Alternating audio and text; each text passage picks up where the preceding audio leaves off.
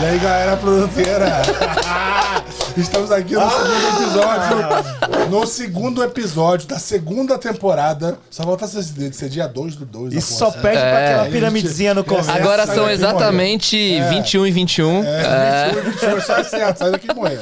Isso só pede pra aquela piramidezinha no começo. Isso aí. Porra, velho. Coisa boa. Tio. Isso aí, vai reuniãozinha, trazendo a galera, aquela reuniãozinha. Maravilhoso. Deu saudade mesmo, cara. Fiquei toda arrepiada. Só tem que tomar um cuidado que é entre o Campari e o quê? Não pode ser um cara que toma corote. Nem eu que tomo Campari. No meio. No meio tem opção pra caramba. Tem opção pra caramba, gente. Tem muita opção. É aleatório demais, velho. Papo. É sobre o que mesmo hoje? Cara, hoje nós vamos falar de produto digital, não vamos falar de transformação digital, não vamos falar de consultoria, né? E a gente trouxe um cara aqui que é um mito. Um mito. E só reforçando aqui, voltando, dando um passo atrás. A gente está começando hoje o segundo episódio da segunda temporada. Então, para quem não assistiu a primeira temporada, vai lá, dá uma olhada. Tá vacilando. Assiste. Tá vacilando, perdendo tempo. Veja os cortes. Assiste os cortes. Manda pra gente lá no Telegram. Nos seus comentários. CCA nunca vai patrocinar a gente, cara. Os caras. Comentários. Seus comentários lá no Telegram. Manda pra gente seus comentários lá no Telegram, dizendo pra gente que tipo de assunto vocês querem que a gente traga pra vocês. A gente conecta as pessoas, traz aqui as pessoas certas pra falar dos assuntos que a gente não tem exatamente toda a profundidade do mundo pra falar, né?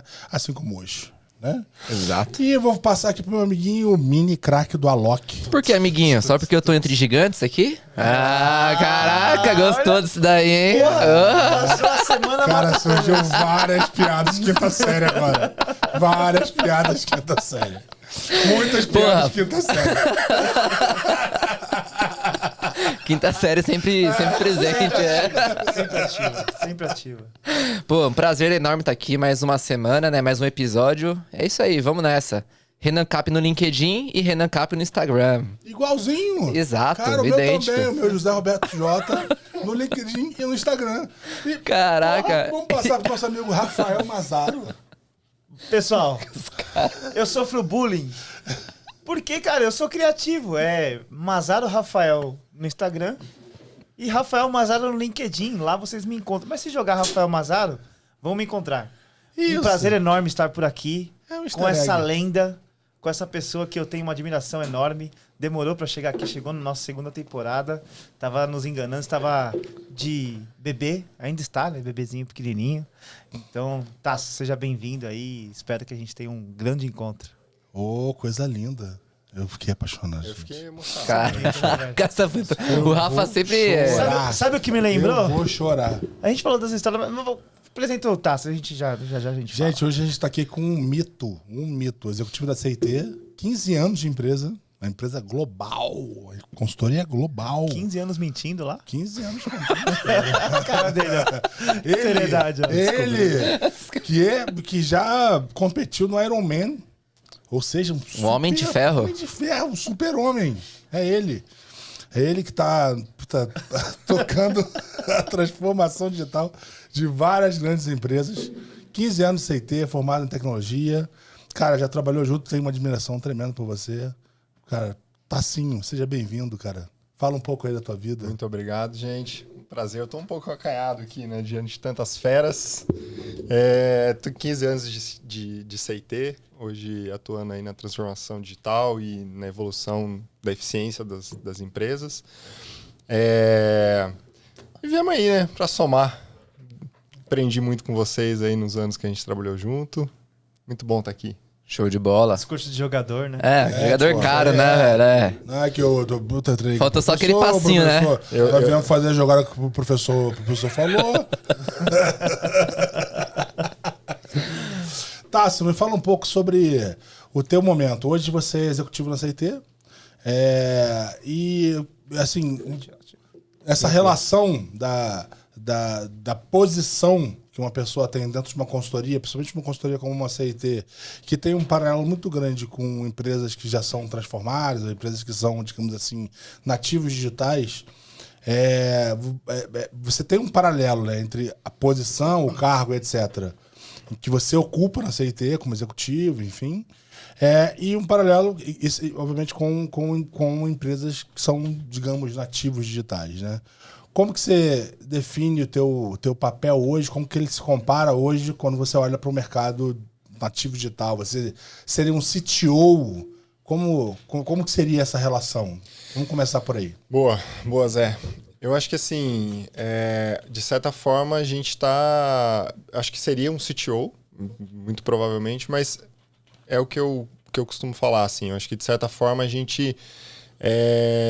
hoje eu me conecto com várias competências, né? Eu tô ali tocando transformação digital, tocando produto, trazendo engenharia, trazendo arquitetura para o barco, falando muito de dados. Então acho que para o mercado seria o que a gente tem aí de CTO mesmo, ou o que mais precisar a gente consegue ir para um lado ou para o outro, né? Tem um aspecto interessante que nós estávamos falando, que é quando você acaba se conectando com vários negócios e você acaba tendo na estratégia de transformação um guarda-chuva que não discute só tecnologia, ele discute também o modus operandi de um negócio, os processos e tudo mais.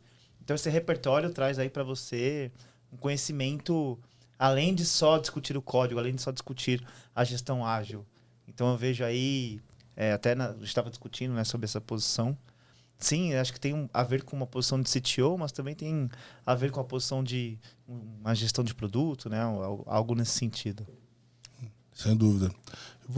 Mas assim, a tua atribuição hoje dentro da CIT está muito relacionada à transformação digital, né? Muito relacionada a como instalar essa capacidade em empresas que têm essa necessidade. Não vou dizer que necessariamente são grandes ou pequenas, vamos tentar abstrair esse aspecto, mas o fato são empresas que incorporaram a necessidade de se transformar, né? Uma necessidade que eu diria até óbvia. Mas quando você olha para isso, eu sempre, a gente estava tendo essa discussão lá fora, né? Eu olho para a questão da transformação digital, me parece algo que é muito... que é como você assumir uma capacidade que você deveria ter, né? Você deveria ter isso instalado. Aí você traz alguém, de certa forma, para te pegar pela mão e te levar ao lugar que você, de certa forma, deveria estar, né? Eu acho que a transformação digital, ela está acontecendo ou ela já aconteceu, né? Talvez ela já seja essa onda vencida, assim. Então eu vejo que a gente se conecta nas empresas, seja ela de grande, médio, pequeno porte, seja qual for a necessidade dela, para desdobrar o digital, né? Para falar do digital. E para falar do digital, muitas vezes a gente precisa aculturar, a gente precisa levar processo, a gente precisa, né, conectar as outras competências de dados, de design e tudo mais, que é uma disciplina da transformação digital, né? A transformação digital passa por tudo isso, né? Sobre cultura. E aí você tem várias maneiras de fazer isso, né? Acho que tem empresas que entram com a transformação digital olhando como um grande programa da companhia, e você tem lugares onde você consegue fazer isso com foco em algum produto, com foco em alguma área, e depois desdobrar isso para dentro da companhia, né? Então acho que é por aí que a gente se conecta, Zé. E você enxerga que esse negócio ele tá muito na linha de... Quer dizer, porque tem uma dinâmica, eu diria assim, um limite para essa história, que em que momento você está falando de ágil escalado, por exemplo, né? Em que momento você rompe essa visão do ágil escalado e parte para a visão de produto? Porque eu acho que existe uma certa confusão nessa história, né? Em determinados momentos eu vejo empresas discutindo transformação digital e, em tese, elas deveriam estar discutindo como gerir, como criar produtos que sejam escaláveis, etc. E, na real, os caras estão fazendo uma discussão que ela é de ágil escalado, né? Você acha que isso ainda é um tema? Eu, particularmente, acho que não tem uma regra, não tem um modelo, não tem uma receita, assim. Eu acho que a gente precisa se conectar ao problema, ao desafio daquele lugar para encontrar o que precisa ser feito e se eu vou falar de transformação, se eu vou falar de produto, se eu vou falar de ágil, se eu vou focar mais em processo ou menos, se eu vou... né? Eu acho que a gente... eu acho muito ruim quando a gente coloca uma regra pré-estabelecida daquela receita que eu vou entrar daquele jeito, sabe? Então, acho que tem essa confusão em vários momentos, mas acho que a gente precisa parar e refletir, entender a dor daquela área, daquela companhia, assim como a gente muitas vezes faz sobre o nosso cliente, né? Do nosso produto final. Eu quero entender a dor daquele cliente. Acho que, de certa maneira, a gente precisa olhar para aquela cadeia produtiva, né? Para aquela empresa que está ali desenvolvendo o produto, desenvolvendo o negócio, e entender dentro dela qual é o melhor caminho para se seguir um desdobramento. E aí é o desdobramento da estratégia de transformar, de instalar mais produto, mais design, mais experiência, e seja lá qual o caminho que a gente precisar instalar ali de fato, né? Eu vejo que a transformação, ela tem 2 aspectos. Você tem um aspecto mais processual, que é você tem um gap da forma como você faz a gestão da sua empresa em relação ao modus operandi mesmo. Então, a transformação ela entra aí. Ela entra, cara, como que eu posso otimizar a performance de execução dos meus times? Aí vem os aspectos ágeis, e aí entendam que eu já vi muito a discussão de transformação que é implementar Squad e Scrum, e não é só sobre isso. Tem uma série de outras coisas por trás de tudo isso.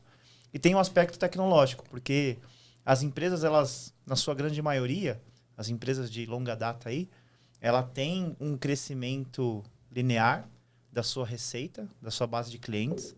Ela cresce linear, mas os seus processos, se eles não são atualizados, tanto sistêmicos quanto de pessoas, eles começam a ficar caros, porque eles ficam obsoletos, não só os sistemas, mas também a forma como você faz essa gestão. E que se você não ajusta essa rota, se você não investe em... O que a gente sempre fala, né, Zé? Não é só olhar para o emergente, só para o amanhã. Olhar também para o intencional, que é, cara, eu vou fazer aqui pequenos incrementos, tanto sistêmicos quanto de processos, que vai me permitir escala em que essa margem ela começa a se descolar. Então, uma hora ela está bem descolada, aí você tem muito processo, a sua base não cresce com a velocidade que deveria crescer, ela aperta.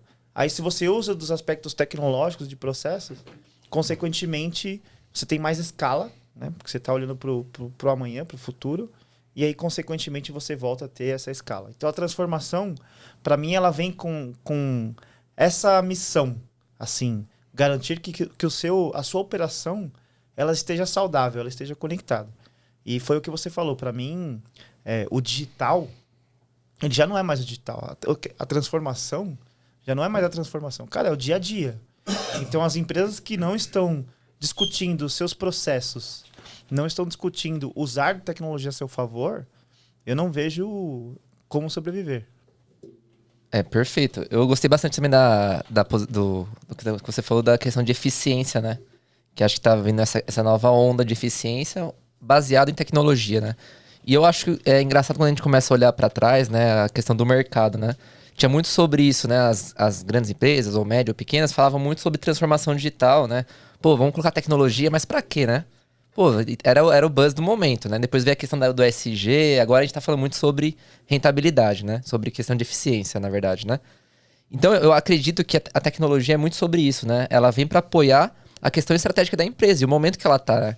Igual você comentou, né? Acho que as empresas que estão precisando transformar, na verdade, elas estão um pouco atrasadas, porque a tecnologia, ela tá aí justamente para auxiliar o estratégico, que no fim das contas, ou é aumentar o lucro e diminuir os custos.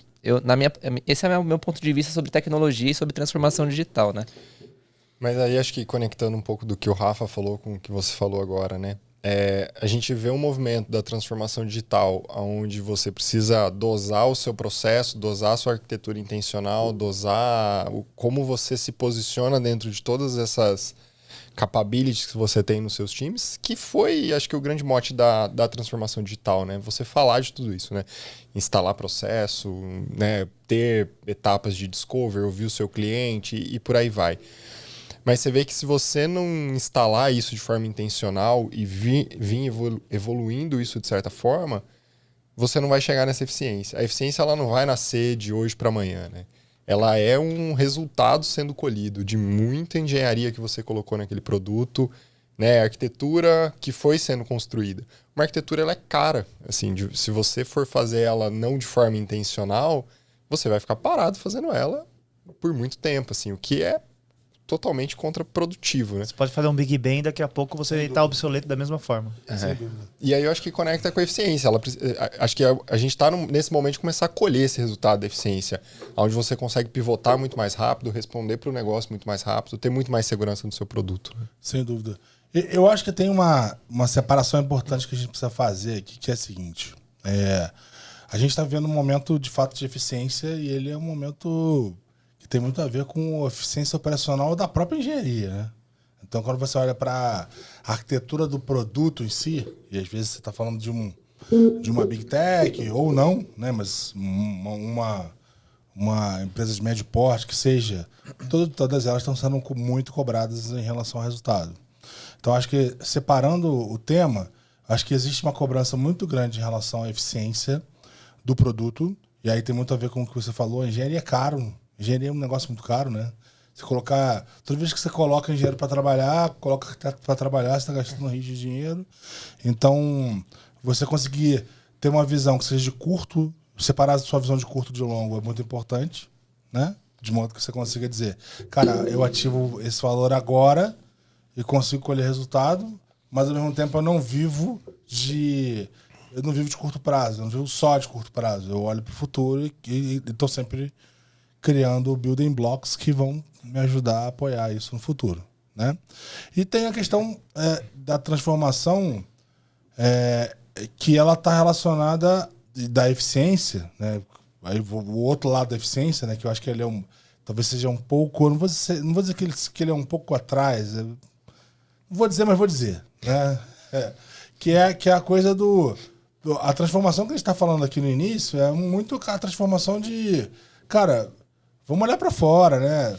Daquela big corp que não olha para o cliente, daquela big corp que não tem processos otimizados, que ainda usa muito papel, como até o Tasso estava dizendo, né? Às vezes tem um cara que ainda está ali trabalhando na pedra lascada, etc. É um pouco disso. A gente precisa separar isso, né? Porque se mistura, né? A gente está vivendo uma segunda fase de eficiência, né? Em que a gente está olhando para processos que já são otimizados, né? Ou pelo menos que eram focados em movimentos diferentes e que agora a gente precisa otimizar eles de novo. E aí você tem gente que já está na primeira otimização, né? Que está lá no movimento de olhar para fora, né? Isso é muito louco, né? Acho que esse é um tema importante, né? Não, eu acho que é muito comum a gente encontrar, né, esses silos, essas bolhas, né, onde você tem uma parte de uma empresa super falando de produto, falando de digitalização, né, a gente estava falando, né, e uma outra parte que está lá na pedra lascada. E eu acho que a eficiência, de certa forma, você tem esse lado da engenharia, você tem esse lado que a gente está falando, né, do tech da coisa que acaba gerando isso. Mas eu acho que a gente tem o lado da cultura, né, das pessoas que estão tocando esse produto. É muito comum a gente ver ali, dentro de uma determinada área, aquele modus operandi de backlog que desce na cabeça do time, que eu não sei porquê, eu não faço uma reflexão do que eu quero medir sobre aquele backlog que eu estou implementando, eu não faço um PDCA para acompanhar esse negócio depois que ele vai para a produção. E eu vivo naquele ciclo de ponho na minha esteira produtiva e para mim aqui tá um pouco da cultura que precisa ser implantada, que você vai gerar através dessa cultura, com certeza, uma eficiência. E seja ela, né, em colocar as melhores features, em colocar as melhores coisas também para rodar, né? Eu acho que é nesse ponto que o papel da consultoria é importante para uma empresa, né? Porque você vai chegar, igual você comentou, né? Você não vai chegar com uma RFP ali já pronta, falando o que você tem que fazer. Você vai chegar, Acho que você vai fazer primeiro uma questão de uma análise para ver onde você vai precisar atuar de fato mesmo, né? Eu acho que esse é o papel legal da consultoria, né? Sim. Que você apoia ali onde tá necessitando de mais analgésico, né? Tô falando muito aqui, mas Não, eu acho que chega. Acho que tá aqui pra falar, velho. eu acho que chega a RFP, cara, assim. Tipo, escopo fechado. Chega. Pô, chega bastante. Mas aí que eu tento. Às vezes eu vejo dentro de consultoria também uma linha muito de que, pô, eu fui chamado aqui para fazer o produto digital, a transformação, eu vou pegar tudo que eu tenho aqui de conhecimento e vou jogar da noite pro dia, eu tenho que sair com esse negócio transformado, sabe? Aqui, ó. Tá vendo? Tem um... Você tá me atrapalhando, Zé. Minha linha de raciocínio já é meio curta, né, já cara? quebrada, né? Fudeu. Eu vou tentar Onde eu tava mesmo? Onde eu tava mesmo? Não, eu acho que assim, dentro de uma consultoria você tem RFP, você chega com isso também. Sim. E mais do que isso, quando você começa um movimento dentro de uma área para se transformar ou para falar de produto, eu vejo que tem muito essa ansiedade por eu vou colocar todo o meu conhecimento de produto na segunda-feira e tudo vai se resolver. Não, bicho. Do outro lado, tem um diretor que a vida inteira ele tocou o negócio dele daquele jeito. E ele acha que ele sabe mais que todo mundo. E não é batendo de frente, muitas vezes, com essa pessoa que você vai transformar ela, sabe? Então, acho que tem que ser muito aquele negócio do... eu vou aceitar esse backlog, mas eu vou fazer a pergunta certa. Talvez eu vou desdobrar esse negócio, né? Esse backlog ou essa feature, seja lá o que for, criando uma metodologia ou criando uma linha de raciocínio que começa a mexer um pouco desse jeito, né? Tá bom, eu vou fazer esse backlog para você, eu vou fazer essa tela para você, mas que indicador que eu vou mexer? Né? Com essa pergunta, talvez, você já começa a dizer para ele que tem um outro jeito de pensar. E eu tenho que medir, eu tenho que mostrar que aquilo ali foi ou não foi, sabe? Acho que aqui você começa a ganhar território. Eu acho que não é um negócio que você faz em uma semana, um mês. Acho que é um relacionamento que você tem que criar para ter essa mudança. Você construir uma relação de confiança mesmo, né? Mostrar que isso Tem a ver com... tem resultado. Tem a ver com a questão cultural que você estava falando, porque imagina o seguinte, cara, você chegou num lugar em que as coisas sempre funcionaram daquela forma. Aí você chega do dia pra noite e fala, não, agora já não é mais esse processo assim. Então não adianta fazer o Big Bang também nos processos. Acho que é um Chegou o consultor aqui. Chegou lá o cara que... Vou largar uma polêmica agora. É do tipo assim, ó. Pô, eu tenho o backlog. Cara, beleza. As primeiras perguntas válidas. Isso mexe qual ponteiro do negócio? Esse negócio aqui ele tá associado a qual métrica? Enfim. Aí tem uma primeira discussão que geralmente não tem essa informação, né? Mas ainda assim, para você não gerar o conflito, cara, vamos para frente. Mas, a partir do momento que você começa a implementar alguns processos, como você falou, um PDCA operacional, um PDCA de produto, que você começa a criar rastreabilidade, aí o jogo começa a mudar. Até mesmo aquele diretor que, no primeiro movimento, é aquele cara mais duro, a partir do momento que você começa a mostrar que a sua discussão não é sobre só não quero fazer, eu quero fazer, mas quero fazer porque o custo do software ele é caro, é do tipo, vamos fazer melhores escolhas, e para fazer essas melhores escolhas, vamos conectar a estratégia do negócio para essa execução. Então, eu entendo que, sim, né? Provavelmente chegam RFPs que executa aqui e acabou. E não é o... Vou chegar aqui com todo o meu... a maleta do Batman com um monte de ferramenta e vou resolver. Cara, você saca uma, resolve um problema, aí ganha um pouquinho aqui, saca outra, resolve. Então, essa questão cultural, ela é trabalhada mesmo. Não nasce do dia para noite. Cara... eu acho que tem uma história boa aí. Polêmica. Tem uma questão de repertório que é importante. Que, assim, eu acho que... Assim, é até um valor importante da tua posição hoje. Porque na tua posição hoje, você, digamos assim, é CTO de várias empresas, né? Então, uma hora você está numa empresa, outra hora você está em outra.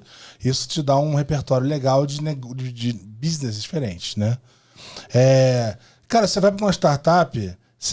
não é raro você pegar um co-founder aí ou um fundador que é apaixonado pela ideia ao ponto dele ser tão duro ou pior quanto qualquer diretor de Big Corp que eu conheço. Sim. E ele não quer mudar. Para você mudar, você precisa convencer muito, etc, etc. E aí essa dinâmica, ela acontece. Não É vai mesmo, achando né? que... Não vai achando que o mundo de startup ele é um mundo mágico... Florido. Não, é. Florido.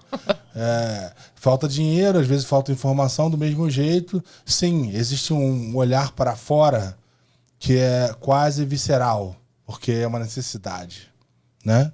Então, para uma startup olhar para fora é visceral, ela precisa disso para viver. Agora, isso não garante que as coisas mudem necessariamente à luz de resultados claros, etc, etc, né? Às vezes é assim para uma imposição e você precisa vencer isso também. Isso também é parte do jogo. Né, Renan? Fala aí. Eu acho legal, né, você comentando também sobre, vamos fazer essa tela aqui. Mas, poxa, imagina aquela visão de bem cético mesmo, racional, né? Pô, aqui tem a Squad, 100 mil, custa 100 mil por mês, no ano dá X milhão, e aí uma tela vai durar, sei lá, 3 horas pra ser feita. Vamos chutar. E o custo da hora é, sei lá, 10 mil reais, sei lá, 5 mil reais. Eu tô chutando aqui aleatório, né? Então, pô, 3 horas, 15 mil reais é essa tela aqui que você fez ela, baseada no seu achismo, que aí não serviu, não movimentou nenhum ponteiro. Ou seja, você rasgou 15 mil reais. Acho que você trazer essa racional também deve ser um desafio, né? E não adianta contar isso na primeira hora. Então, isso que eu ia falar. Tem que fazer ter um trabalho, cara. Tem que tomar as primeiras porradas. Mas, cara, beleza. Vamos junto. Entendi, mas deixa na próxima fazer de um formato diferente. E assim você vai ganhando. Trabalhando, né? É muito sobre cultura, né? Cultural o negócio, né?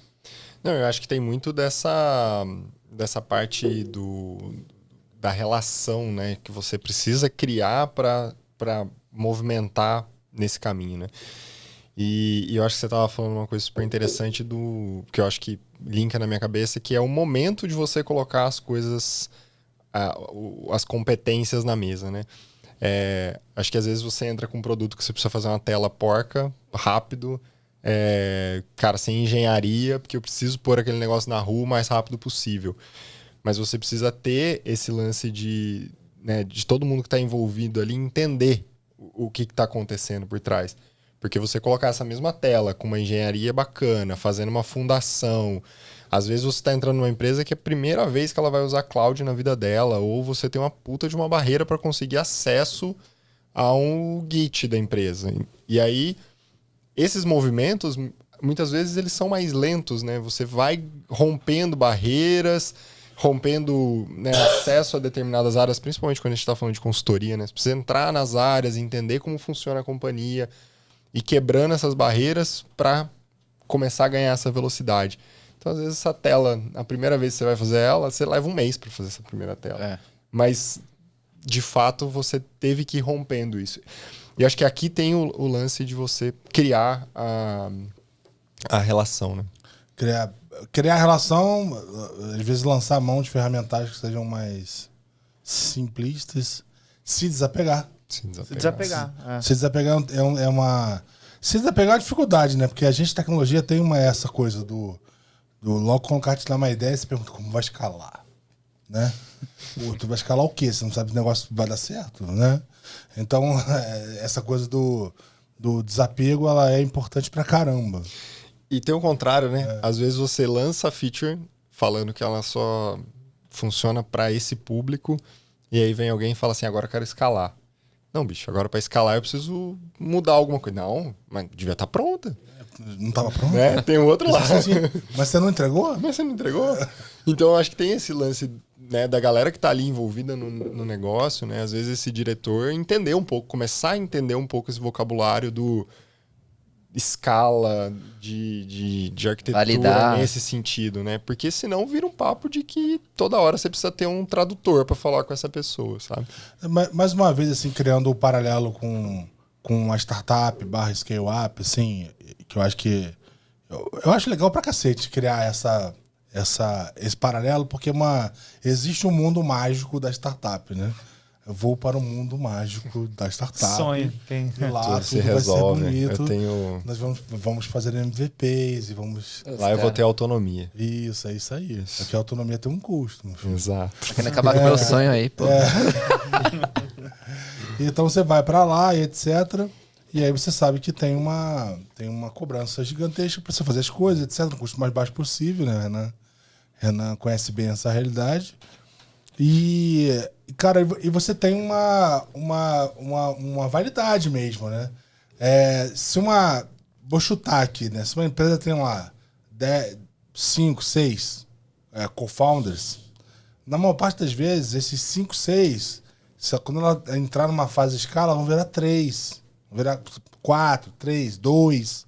Por quê? Porque aqueles eram os caras importantes no momento que a empresa estava no early stage ali, que ela precisava realmente desse pensamento ou desse desapego de, cara, vamos fazer e depois a gente vê, sabe? Mas chega um momento que você fala, cara, então agora a gente tem que começar a fazer, mas pensando que vai dar, né? E ver, porque tá dando certo, né? E aí você muda o perfil. São perfis diferentes em certas ocasiões. E aí, assim, isso conversa muito com o que você falou, de, às vezes, alocar a pessoa certa no momento certo. Colocar a pessoa certa no lugar certo, na hora certa. Isso tem, né? O Renan já passou por isso, né? Exato, igual você comentou. Acho que startup é muito disso, né? Vai crescendo e as coisas mudam muito rápido, você precisa de perfis diferentes para ir dando suporte para aquela necessidade daquele momento, né? E acho que numa empresa também acontece isso, né? Porque você quer transformar a empresa, você quer mudar o modo com que ela age, com que ela pensa, você precisa de pessoas que têm um perfil diferente do que tá sempre acostumado àquilo lá, né? Eu acho que a consultoria vem muito para suportar isso também, né? Para tentar analisar e pensar as pessoas certas nos momentos exatos ali. Da mesma forma que tem o ferramental importante para cada momento, tem as pessoas também. Cara, perfis, às vezes você pega um perfil que o cara tem um perfil menos agressivo e tudo mais, mas é um cara mais organizado, é uma pessoa que vai ajudar em outros aspectos. E aí vem o que você falou. Às vezes, cara, e às vezes não, na sua grande maioria das vezes uma startup em estágio de escala é um ambiente insalubre. Totalmente insalubre. Porrada. Um cara desse não sobrevive. Um cara desse que quer só o processo ali e tal, cara, deixa esse cara para um segundo momento.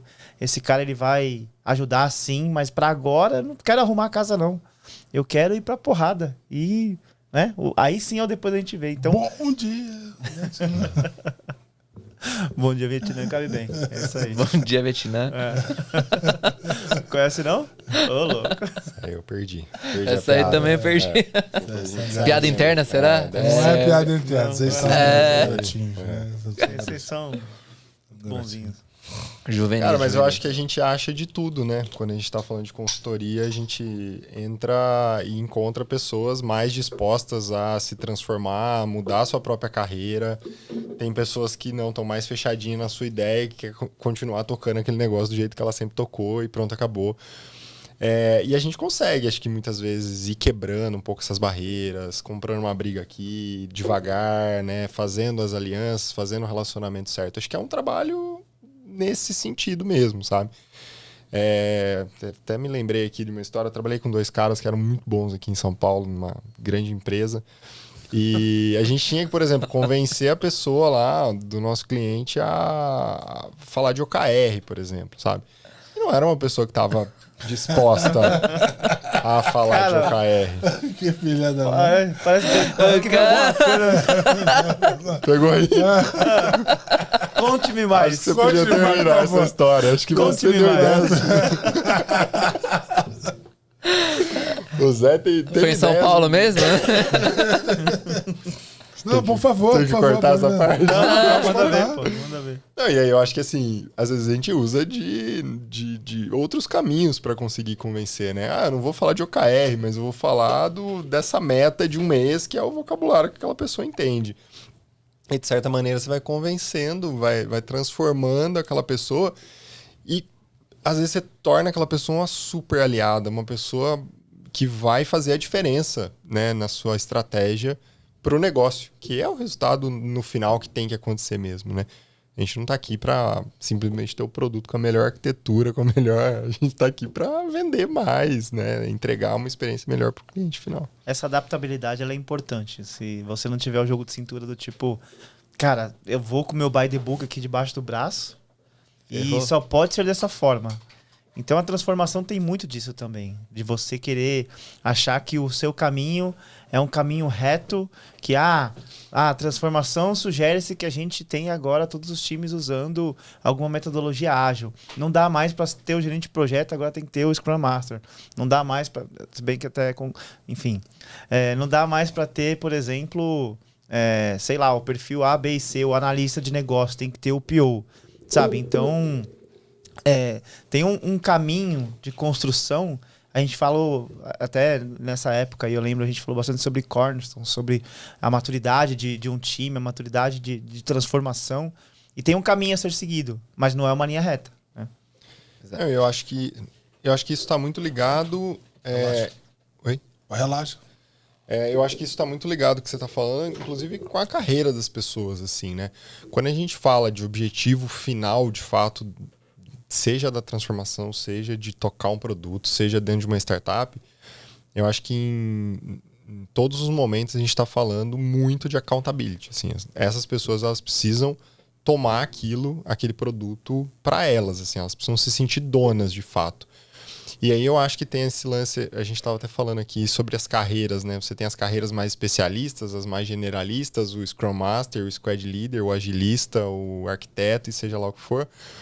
Mas eu acho que todas essas pessoas elas precisam estar num objetivo comum, né? Se o arquiteto sentar na cadeira dele e quiser fazer a melhor arquitetura, se o agilista quiser montar o melhor board lá com um processo lindo, maravilhoso, se o designer quiser montar, né? E assim vai, no final não vai sair o produto, não vai ativar o business, não vai transformar. E eu acho que a gente está nesse momento, inclusive, agora, muito das pessoas pararem e pensarem nas carreiras nesse sentido. O mercado está pedindo mais essa eficiência, não só no produto, não só na arquitetura, mas inclusive na montagem de times. Né? A gente vê muito isso no sentido de que não dá mais para ter uma estrutura mega robusta. Né? A gente precisa enxugar isso. E para enxugar isso, você precisa ter um arquiteto que faça gestão em alguns momentos, mínima. Você precisa ter um squad leader, um Scrum Master que seja, saindo dessa cadeira de processo e indo para uma cadeira de ativar valor, de talvez fazendo um papel de um PM, né? De um Product Manager, de fato. Eu acho que essa dança das cadeiras ela precisa acontecer, e aí, de novo, né? Ela só vai funcionar se a gente pensar em qual cenário faz mais sentido aquela estrutura que a gente está montando. Tem cenários que eu vou precisar de um time muito mais tech, tem cenários que eu vou precisar de um time muito mais de negócio. Inclusive, tem cenários que a gente tem que reconhecer que a gente precisa trazer processo, porque é um lugar que está completamente bagunçado, que você não sabe o que vai acontecer amanhã. E é natural, e tudo bem. E tá tudo bem, mas a gente precisa reconhecer isso, né? Acho que não pode ser um movimento de que, não, agora só posso ter time enxuto, que eu não tenho mais, ou não, agora...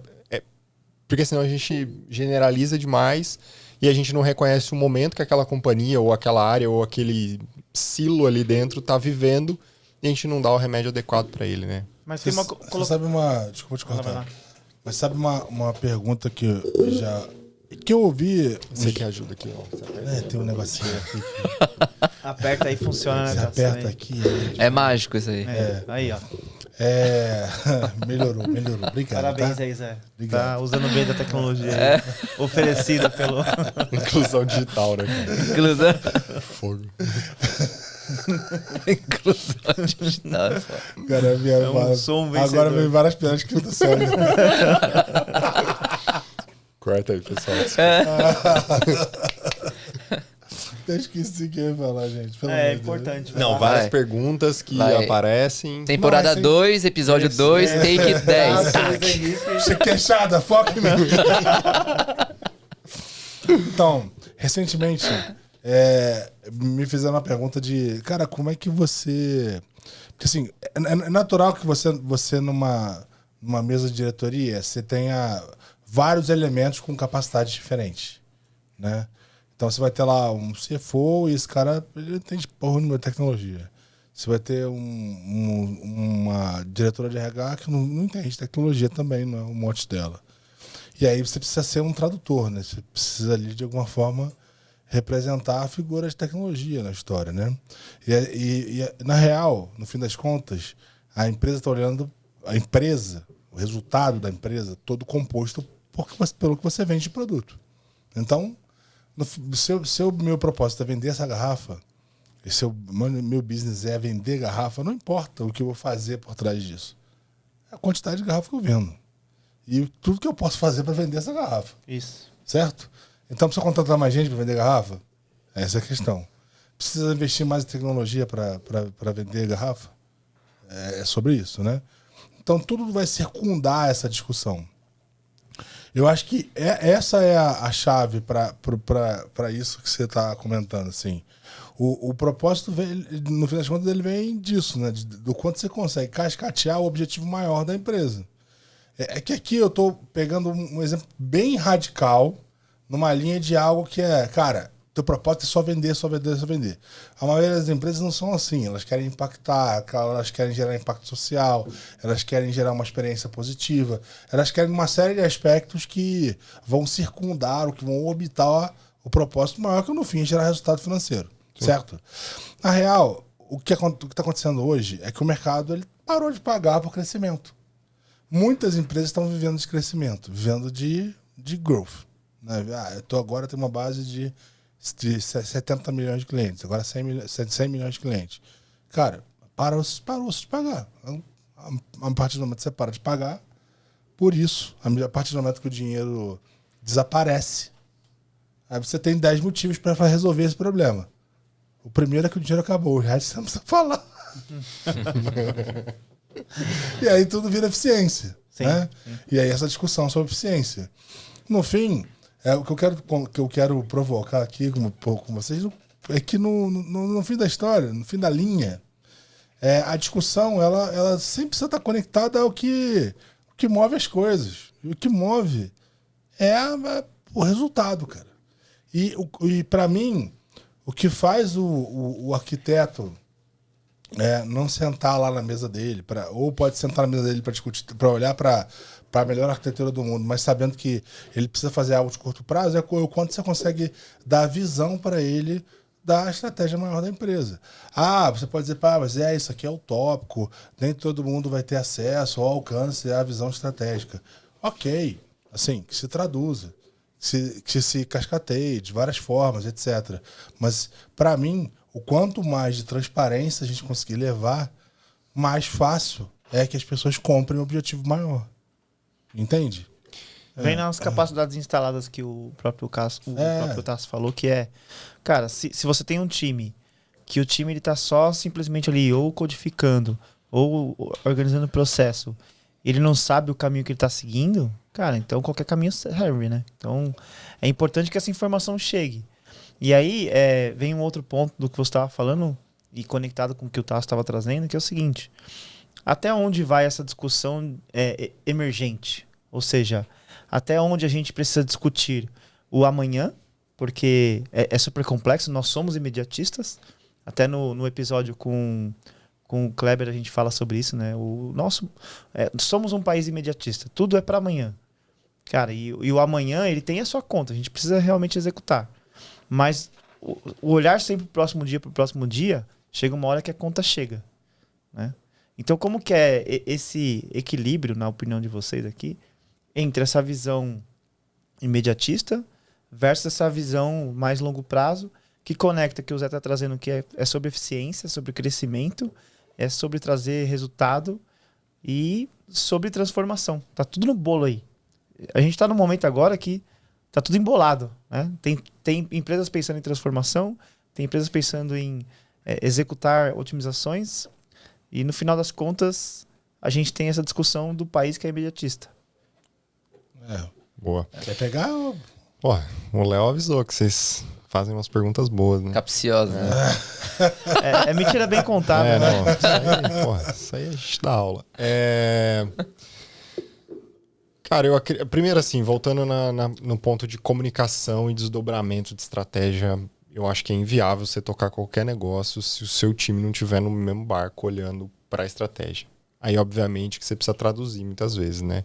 Você entra em uns papos etéreos sobre estratégia que você precisa traduzir esse negócio para segunda-feira e, de fato, fazer ela acontecer, né? Acho que eu vejo muito isso em papo de OKR, né?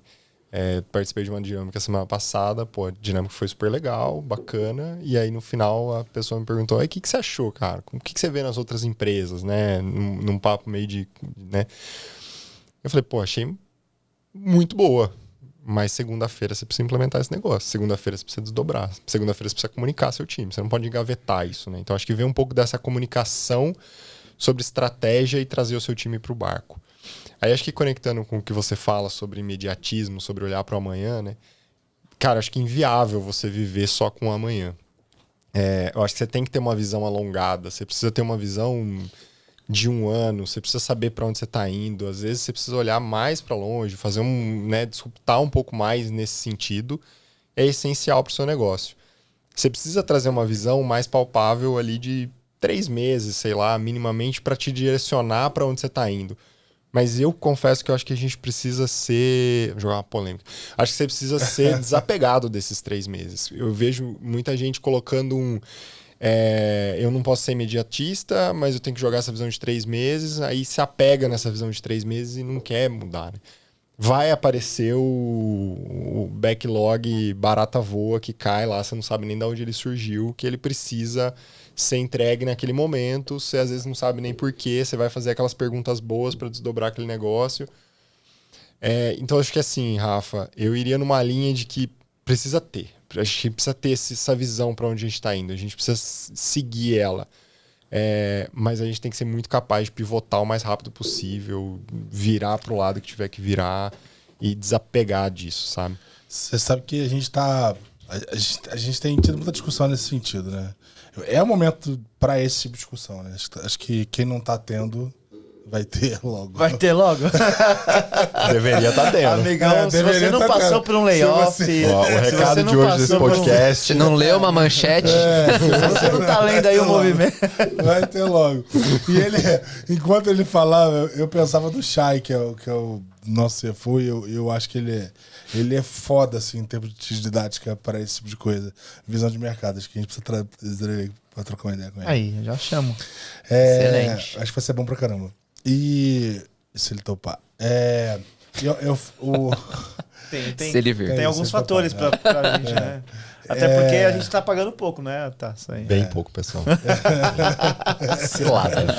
Shai, Cilada. cuidado quando você vier. Se liga. Traz uma marmitinha, viu? O cara tá passando fome, mas nós vamos levar você no Habib's. Sai daqui. Patrocínio. Amigos, estamos precisando aí de um patrocínio. Não, cara, essa divisão entre essa dicotomia aqui que você acaba vivendo, né, entre olhar pro curto e pro longo prazo é complexa pra caramba. Mas ela precisa precisa enfrentar isso, né? Como a gente vivia num vício no mercado de pagar por crescimento é um movimento de curto prazo. Você vê alimentado por ações de curto prazo. Todo mundo alavancado, todo mundo com dinheiro, VC colocando dinheiro pra caramba. E aí tá todo mundo remando numa direção em que é growth. Growth é investimento, growth é ter engenharia grande, growth é... Puta, vamos gastar dinheiro com infra, e etc. Agora as coisas elas estão diferentes. Você tem que olhar para uma perspectiva em que, puta, agora para investir tem que ser um investimento mais inteligente, mais calibrado. Você tem que olhar para os resultados, tem que calibrar muitíssimo bem cada real que você coloca, como que ele vai retornar. E aí não cair, porque esse é um tema que a gente teve discutindo recentemente. Não cair na cilada do discutir só o curto prazo. Porque à medida que essa discussão de curto prazo ela vai ficando mais acirrada, e você, puta, cara, tem que olhar para o curto prazo, porque ele tem que ser um curto prazo eficiente, você vira uma cilada, né? Você está sempre discutindo aquilo e fica pesado. Aí é que eu acho que a estrutura ela precisa funcionar. Porque à medida que você consegue desenhar o teu movimento de curto, o teu tiro de curto, o teu camp de curto, você tem que deixar ele acontecer. E ele vai pivotar, ele vai mudar. E te dá espaço para olhar para o longo, desenhar o longo, para você reorganizar o longo, reorganizar o médio, sabe? É nisso que está a minha aposta. Ter uma visão clara de onde se quer chegar com uma missão robusta. E essa missão robusta ela se transformar em building blocks que eles não precisam necessariamente ser algo que vai aterrissar até o chão. Mas é algo em que você vai se balizar. É pra lá que você tá indo, sabe? E não chega a ser um true norte, mas ela é uma visão de quais são os passos que você precisa dar. E dali, você deixa o teu curto prazo acontecer e ele vai mudar, ele vai se ajeitar, ele vai sofrer ali as influências com todo tipo de crítica que você precisa fazer para gerar resultado no curto prazo, mas, cara, deixar o teu time gerencial olhando, assim, capaz de olhar pro longo prazo, capaz de olhar pra uma visão que seja de fato algo que vai construir um CAGR positivo, um CAGR que vai abrir a boca de jacaré, né? Que é, de fato, manter a linha de crescimento e reduzir a linha de custo, que é o que a gente quer, escala exponencial. Exato. É aquilo que eu acho que eu falei isso no episódio passado, aquela questão da empresa híbrida, né? Pô, manter a vaca leiteira ali tá sustentando, né? Mas também tem que pensar um pouco no longo prazo, que é o próximo passo da empresa, né? Exato. Que é você, muitas vezes, tentar canibalizar o seu próprio negócio de hoje, né? Que é o que é a sua vaca leiteira. E eu acho que é legal até, né? Pô, você olhando um pouquinho também pro passado recente, cara, pra mim, né? Até meio polêmico falar isso, mas são ondas, né? Poxa, até pouco tempo atrás era crescer a todo custo, era... Vamos queimar dinheiro, vamos crescer, trazer gente pra base, mas não ter rentabilidade no momento.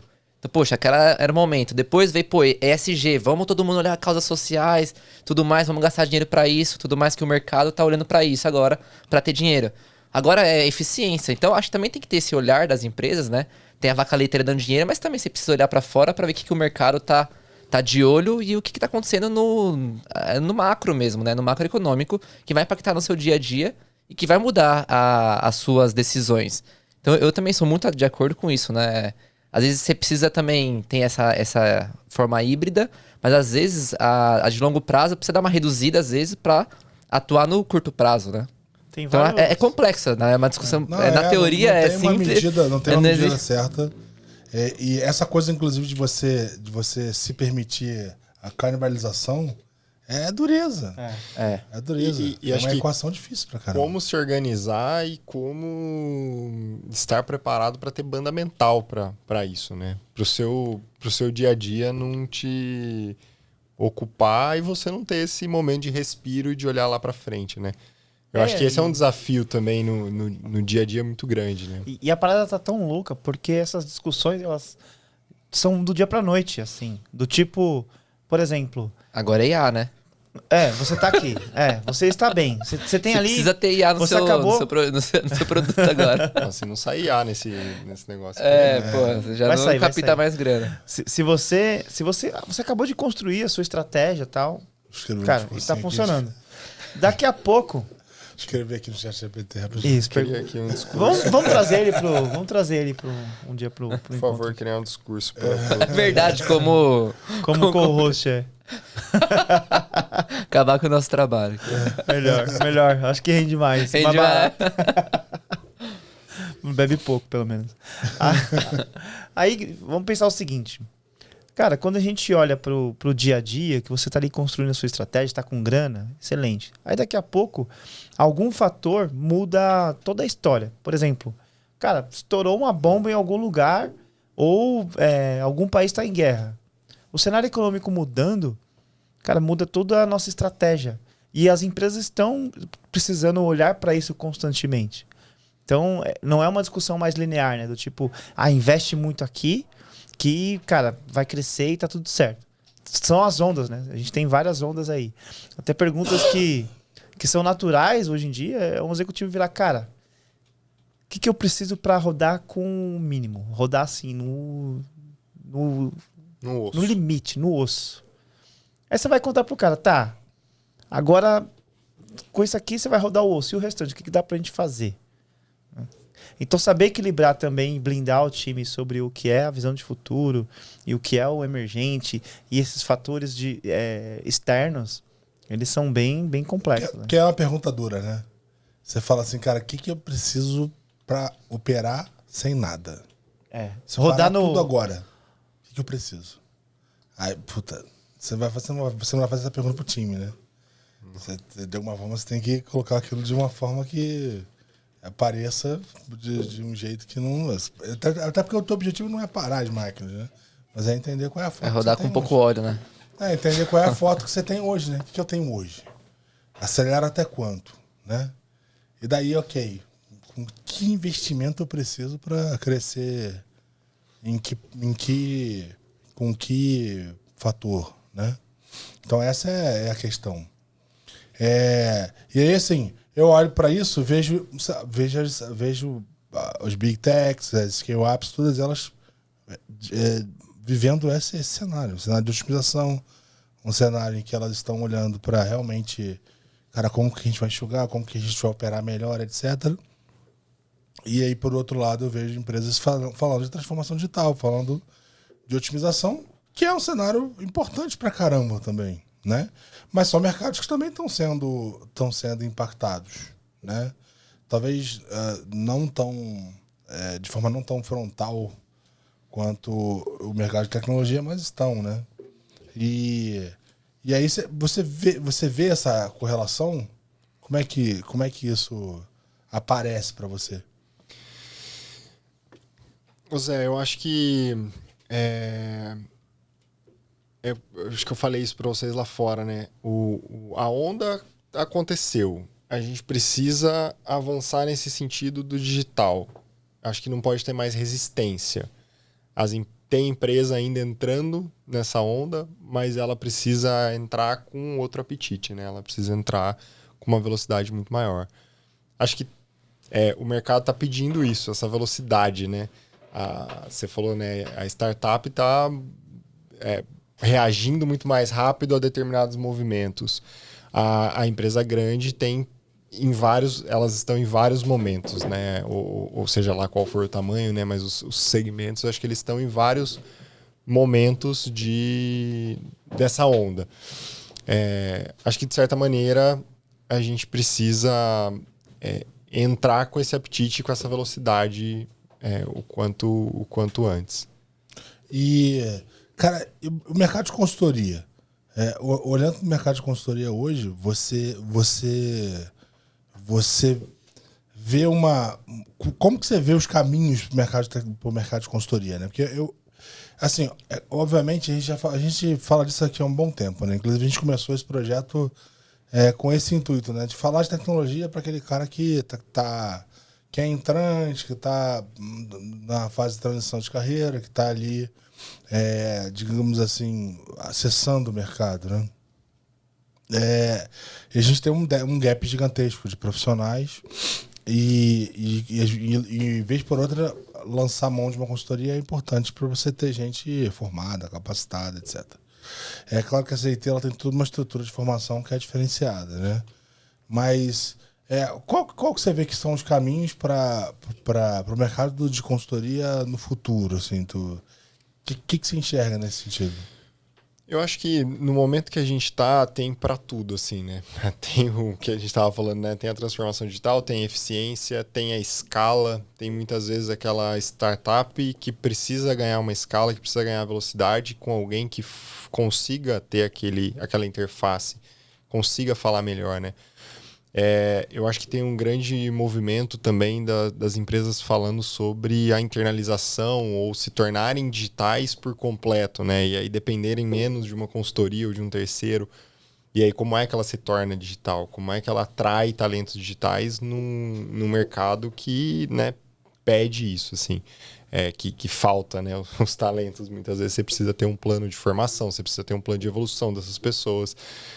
Aculturar. E aí, como é que você cria essa máquina? Uma marca atrativa. Uma marca atrativa. Como é que você cria essa máquina dentro de uma empresa que muitas vezes acabou ou ainda está virando essa onda de se transformar, né? É um mega desafio. Eu acho que ainda tem muito por esse caminho a seguir, mas acho que a gente começa a entrar numa linha de se falar muito mais de eficiência, de fato, em como consultorias conseguem entrar aportando soluções que alavanquem com mais velocidade, né?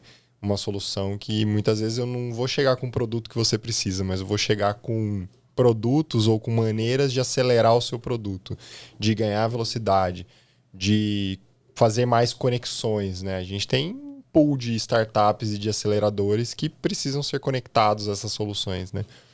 Então, Algo assim, mais cirúrgico. eu não sei se eu tô falando aqui de um futuro da consultoria de longo prazo, mas eu acho que é um movimento que precisa, que tá acontecendo, né? Que tá indo mais por esse caminho agora. Eu vejo o caminho de consultoria, a gente acaba recebendo muita conexão com várias consultorias, isso é natural. Eu vejo que se você não tiver um diferencial competitivo, e ele é complexo de você achar, até porque está todo mundo buscando o seu lugar ao sol sobre uma tecnologia específica, sobre um conhecimento específico, ou sobre um framework que ele efetivamente funcione e tudo mais. Então, você tem que buscar esse diferencial. E as empresas, elas estão cada vez mais tendo, assim... Cara, você vai discutir com uma consultoria, eu sei... perfil do profissional XPTO, eu tenho. O perfil X, eu tenho. Então, não é mais só sobre o perfil. Mas como que você se organiza nos bastidores com essas pessoas? Então, por exemplo, se der ruim, como que é, por exemplo, a transição desse profissional para um outro na mesma qualidade? O que você tem no seu back-office garantindo que aquele processo, que aquelas pessoas, elas funcionam? Então, eu acho que as consultorias, na minha opinião, elas não deixam de existir, porque existe muita mão de obra escassa, mas acho que tem uma questão sobre você criar diferenciais. E os diferenciais eu vejo em algumas consultorias, você construindo mecanismos que... Cara, eu sou referência. Se, por exemplo, o Renan, que é um profissional que tem uma grande habilidade em uma determinada funcionalidade, um determinado stack, se ele sair amanhã, eu tenho uma outra pessoa tão treinada com o mesmo conhecimento que pode garantir essa troca aqui, você não vai perder qualidade aqui. Então, acho que tem um ponto nesse sentido. E, obviamente, se o Renan ele é um bom profissional e a consultoria é uma consultoria legal, cara, esse cara não quer sair. Então, consequentemente, ele tem continuidade. Então, a gente passa a olhar para isso. Consultorias transitórias, cara, eu acho que essas têm menos mercado. Agora, aquelas que têm um diferencial, eu vejo um caminho legal. Eu acho que quando você comenta sobre ser cirúrgico, né, e vir com uma abordagem que é muito mais, cara, como que eu otimizo determinado ponto do negócio, como que eu resolvo determinado ponto de software, acho que aí realmente tem uma oportunidade muito grande, né? Porque quando você pega a maioria das empresas de software, cara, assim, você tem uma parte grande do business que você não quer, inclusive, expor, né? Você quer que isso fique intocado, porque é o segredo do teu... É o molho especial do teu sanduíche, né? E aí você não quer que aquilo apareça. Mas tem coisas... Falei? Não, gostei da analogia. Mas tem coisa que é... Interrompeu pra isso, Zé? Não, tá dando risada, desculpa aí. Tem coisa que de fato a gente sabe que é importante, mas que não faz sentido capacitar, não faz sentido investir, não faz sentido ter alguém porque é muito caro ou porque o uso que você faz não compensa. Você tem isso e você também tem problemas que são, assim, voltando ao aspecto do cirúrgico. Cara, às vezes uma otimização no custo de cloud, às vezes tô dando exemplos soltos aqui. Às vezes uma otimização A, B, C ou D, uma melhoria aqui, uma análise, uma visão que a gente acaba não tendo. Eu acho que tem muito espaço. Acho que para essa abordagem eu vejo muito futuro, sinceramente. Que é a personalização mesmo, de você ter um profissional, uma empresa ali que tem aquele conhecimento específico. Aí faz sentido porque se você levar para sua operação, ela é cara. Então, cara, faz sentido. Mesmo que eu pague 10 mil reais a hora do Renan, cara, beleza, eu pago 10 mil reais a hora do Renan, ele vai pagar, ele vai executar aquilo, só que eu não preciso manter ele no meu dia a dia aqui porque não faz sentido. É algo específico. E eu acho que tem uma questão de assim, né? Como que as empresas, elas se protegem delas mesmas em alguns momentos, né?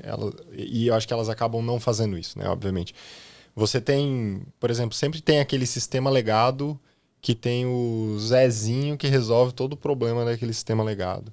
Você tem o sistema X, que só aquela área pode mexer no sistema X. Você tem aquela pessoa que só pensa daquela maneira e tá tudo bem, né? Ninguém toca nela porque ela dá algum resultado. Quem é que chega nesse negócio para começar a questionar e falar sobre implantar outras maneiras de tocar aquele negócio? Parece que é um movimento que precisa de uma provocação externa, muitas vezes. Precisa de alguém chegar lá e ter essa missão de provocar, de desdobrar alguma outra maneira, de falar sobre eu não vou mais depender só do Zezinho, agora eu vou começar a criar um plano de compartilhamento. Não, o Zezinho tá quietinho lá, cara. Ele não quer que ninguém mexa nele porque é o emprego dele, assim. Mas como é que a companhia reage a isso? Aqui eu acho que não é nenhuma ciência de foguete, não é o futuro da consultoria, mas, de certa maneira, muda o jogo quando ela chega para resolver esse tipo de problema, né? Porque acho que ela olha com uma visão mais ampla, né? Sobre esse tipo de problema, assim. Com uma voz externa, sem dúvida nenhuma, acaba validando o conceito, ou tendo um pouco mais de impulsão, etc. Né? Tem uma outra forma que eu já vi acontecer, que na verdade eu não vi acontecer, nunca vi funcionar, é a empresa falar assim, não, agora eu vou declarar aqui um laboratório de inovação, de transformação, e vou executar e vai mudar o jogo. Cara, até ajuda na questão cultural e tal, mas eu não acho que chega a mudar o jogo. Fica caro, com o tempo mas fica aí, caro. Rafa, também, assim, não sei se é o caminho, desculpa, Zé, mas não sei se é o caminho ou não, acho que tem lugares que funcionam, tem lugares que não, mas eu acho que precisa começar, precisa ter um movimento, precisa, né, ter algum lugar para fazer isso, ter algum lugar para se instalar todas essas competências e olhar para um jeito novo de fazer. E às vezes eu acho que tem lugares que ficam tentando achar aquele ângulo que vai resolver todo o problema e nunca se mexe, né? Fico tentando achar o PDCA maravilhoso, que vai ser o melhor PDCA que eu vou fazer, e faz 4 meses que eu tô tentando marcar a agenda de PDCA e não consigo, porque eu não tenho... eu fui no exemplo do PDCA, que é muito pequeno aqui para nossa discussão, mas acho que é sobre isso, né? Como é que eu ponho em movimento essas coisas, né? Às vezes não precisa ser algo grande, mas um pequeno movimento que... do tipo... Começa a rodar, né? O que eu concordo cara, eu vou fazer... Se eu tenho uma empresa tão grande assim, eu preciso transformar aquele negócio, fazer um movimento de quase que um spin-off ali, eu separo uma capacidade para aprender aquela engrenagem, fazer aquilo acontecer e depois eu faço uma estratégia bem executada de polinização. Isso eu vejo que funciona, mas precisa ter a quebra dos silos, a questão da cultura, para que isso de fato entre num movimento que faça sentido. É. Questão, pra mim, assim, questão de cultura é sempre de cima pra baixo. A gente já falou muito aqui na primeira temporada, né? E eu gosto muito da visão também de consultoria, vindo consultoria pros altos executivos, olhando pra uma grande empresa, né? Então eu acho também que isso é uma questão... Pode... Não, hoje eu vim pra discordar do Renan. Tá fazendo... Manda ver. Você não concorda? Não, eu acho que sim, legal. cara, funciona. Esse caminho, ele funciona e funcionou muito, assim. Quando você tem um plano instalado de trazer essa transformação, seja lá o que for, top-down e vamos fazer. Mas acho que não é o único caminho, né? Muitas vezes você consegue fazer a transformação começando ali de um gerente, de algum coordenador, de alguém que, obviamente, você teve que ter uma abertura para se conectar ali dentro daquela área, mas você consegue criar referência. Você consegue começar a falar assim, ó, vem aqui olhar que tem um negócio rodando diferente, né? Vamos começar a desdobrar o que está sendo feito aqui para outros lugares. Ele é um trabalho mais, né, dia a dia, de formiguinha que você vai construindo, mas eu particularmente acho um dos jeitos, inclusive, mais eficientes, assim, onde você, de fato, mostra o resultado acontecendo no fim do dia, sabe? Tudo bem que não exista um gatilho, não, mas não exista um by the book, um book, protocolo, um jeitão único de fazer, etc. Mas o que você entende que são os principais elementos que você precisa reunir para movimentar o processo de transformação? Assim, quem é o cara catalisador, quem é o cara que você precisa, já entende que vai ter que tratar? Como é que é essa abordagem inicial? Acho que precisa ter alguém comprado para começar né, a desdobrar essa briga dentro de qualquer companhia que você tiver, né? Acho que tem que ter uma pessoa, tem que ter uma área, tem que ter algum lugar, seja o CEO, seja, né, um coordenador de alguma área, seja lá quem for. acho que precisa estar disposto a começar a mudar, assim, ter abertura para isso. Aí eu acho que a gente tem que começar a trazer esse pensamento de uma estratégia, né, sobre aquele produto ou aquele ativo digital, vamos chamar assim. Acho que a gente precisa começar a trazer uma estratégia sobre ele, do como é que a gente vai começar a implantar alguma mudança ali dentro, né? C-level ou alguém... Eu acho que nesse momento de criar uma estratégia, né, de fazer algum mapeamento estratégico sobre aquele ativo e pensar num desdobramento, eu acho que a gente precisa começar a envolver quem paga a conta de alguma maneira, assim. Eu acho que precisa ter um pacto ali sobre o que aquela pessoa espera, sobre aquele movimento que está sendo feito. Né, eu vou pactuar ali, muitas vezes, indicadores que eu preciso mudar, né, o cenário atual daquele lugar. Então, acho que eu preciso começar a fazer um mapeamento, né, desse lugar e conectar C-levels, conectar alguns stakeholders nesse momento. Mas... Quem consiga ajudar a desenhar a estratégia. Quem consiga ajudar a desenhar a estratégia e manter essa estratégia e ter, né? Comprar, assim, né? Comprar de fato aquela estratégia. E aqui eu acho que a gente precisa começar a trazer as competências de fato e olhar para aquela companhia, olhar para aquele lugar que a gente está conectado e entender como é que design vai se integrar ali, se aquela empresa tem uma área de design, se ela vai puxar alguém aqui para perto e fazer parte, eu vou ter que me conectar com dados, eu vou ter que me conectar muitas vezes às vezes com as áreas de negócio envolvidas dentro daquele produto ou daquele ativo. Eu acho que precisa ter esse mapeamento mínimo de onde a gente vai interfacear dentro dessa companhia, né?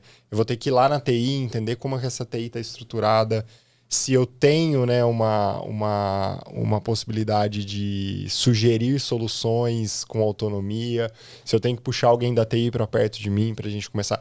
Então, você vê que acho que, né, dentro desse ativo que eu criei uma estratégia, eu sei para onde eu tenho que ir, num ponto de vista mais estratégico de negócio, né, de certa forma, que é o que eu tenho que ativar para me manter relevante. Não adianta nada eu fazer o melhor ativo digital se eu não me mantiver relevante do ponto de vista de negócio, né, de resultado. Mas eu preciso fazer esse mapeamento da companhia, né, das áreas envolvidas e como é que eu vou... Qual o tamanho do recorte? Como é que eu vou conectar tudo aquilo, né?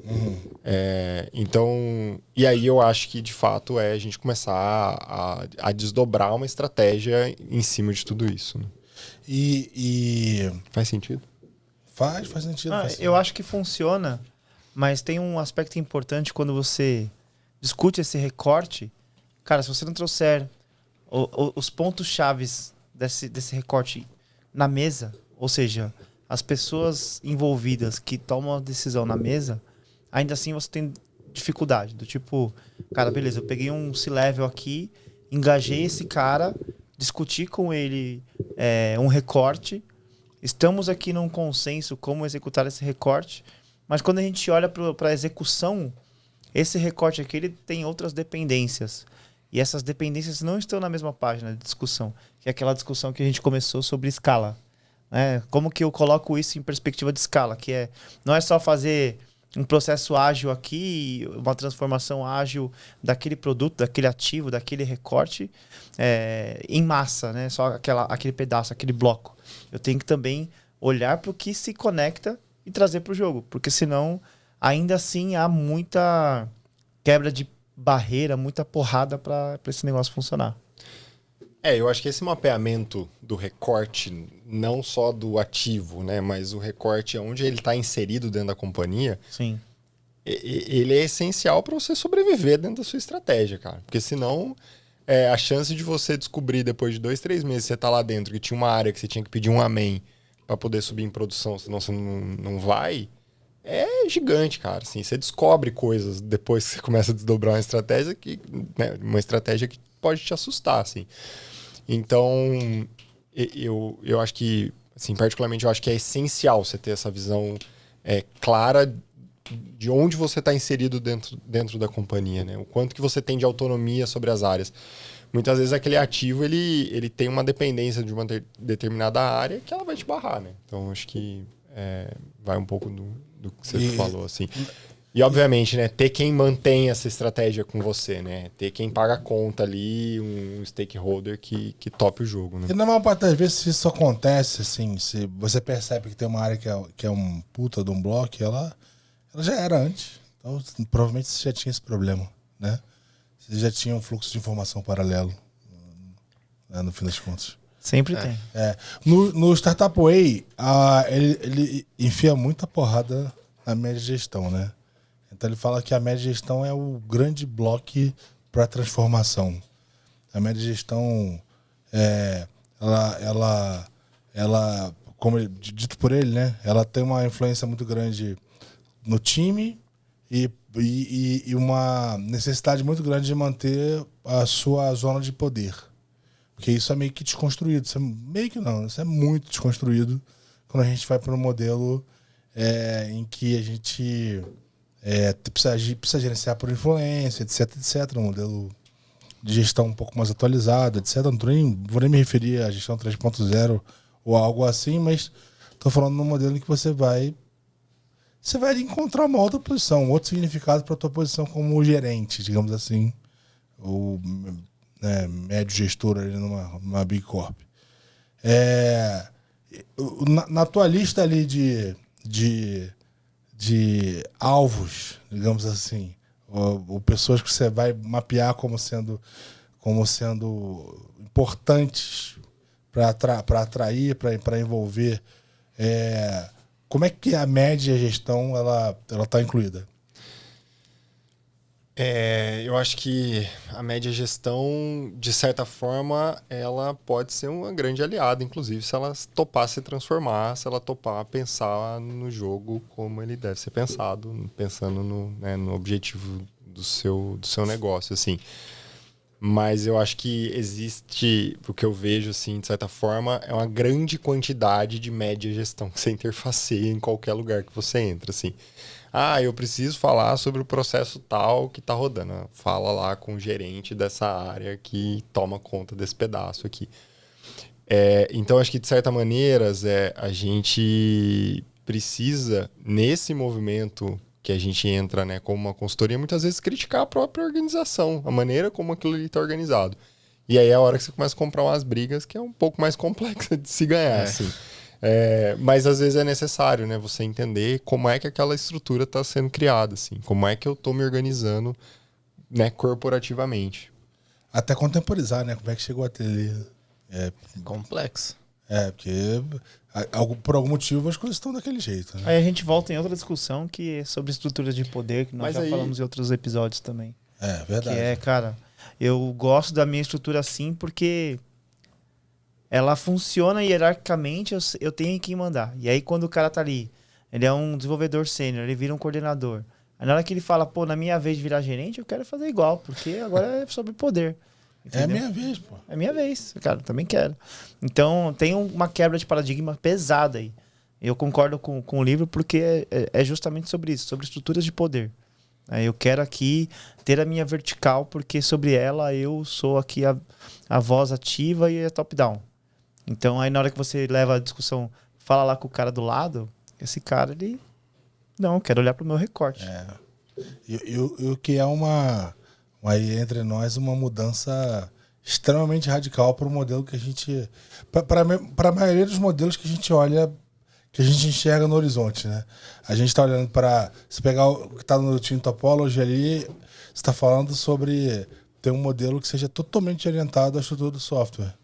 Então, no fim, o teu time ele precisa ser estruturado ao modelo arquitetural que o software representa.